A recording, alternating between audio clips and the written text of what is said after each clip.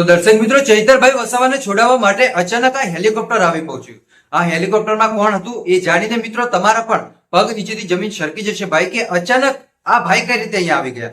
મિત્રો કોણ હશે હેલિકોપ્ટરમાં? તમને શું લાગે કયા નેતા હશે ભાઈ? મિત્રો તમે એકવાર કમેન્ટ કરજો, પણ આગળ તમને આખો વિડીયો પણ બતાવો. હાલમાં તમને ખબર હશે ચૈતરભાઈ વસાવાને જે 7 વર્ષની સજા થઈ, 1 મહિનો થઈ ગયો, હજુ સુધી ક્યાંય ન્યાય નથી મળ્યો. આદિવાસી સમાજે આંદોલન કર્યા, ધક્કા માર્યા, જેલ સુધી જેક લગાડ્યા, કાંઈ ન થયું ભાઈ. અને હવે એ એક જ રસ્તો કે ભાઈ હાઈકોર્ટનો એક જ રસ્તો ચૈતરભાઈ વસાવા જોડે કે હાઈકોર્ટમાંથી એમને કઈ રીતે બહાર નીકળવામાં આવે. ચૈતરભાઈ વસાવાના વકીલો લગાતાર લડી રહ્યા છે ભાઈ, પણ એની પહેલા શકુંતલાબેન વસાવાનો કેસ ચાલશે 22 તારીખના દિવસે. કાલે શકુંતલાબેન વસાવાનો કેસ ચાલશે 22 જુલાઈએ.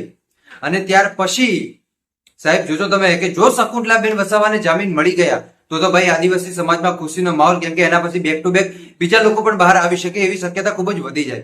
પણ જો શકુંતલાબેન વસાવાને પણ જામીન ન મળે તો પાછળ જેટલા પણ જે ખેડૂતો હતા, ચૈતરભાઈ વસાવા હતા, એમની મુશ્કેલીઓ વધી જશે ભાઈ, જામીન ન મળવાના.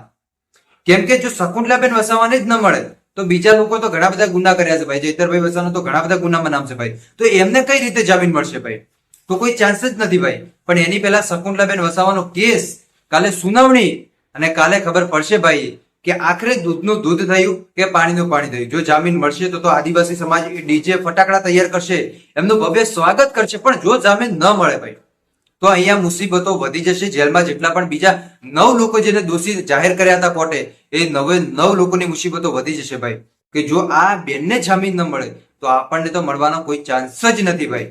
પણ એવું પણ હોઈ શકે કે જો કોઈ અલગ માણસો હોય કે જેને મતલબ કે પહેલો ગુનો કર્યો હોય અને પહેલા ગુનામાં આટલી મોટી સજા ફટકારી, એવા પણ ઘણા બધા હશે ભાઈ. પણ એ તો હવે આગળના સમયની અંદર ખબર પડશે ભાઈ કે આ કેસ કઈ બાજુ જશે. બાકી તમને શું લાગે મારા ભાઈઓ? મને એકવાર કમેન્ટ કરજો ભાઈ.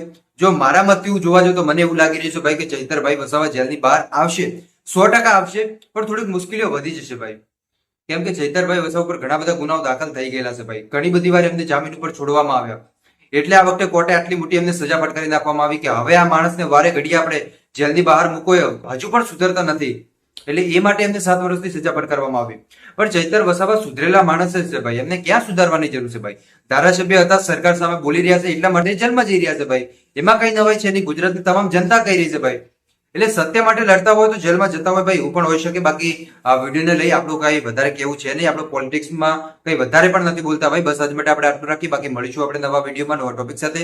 ત્યાં સુધી બધાને જય માતાજી, જય દ્વારકાધીશ. આગળ પણ આવવાનો સપોર્ટ કરતા રહેજો. ધન્યવાદ.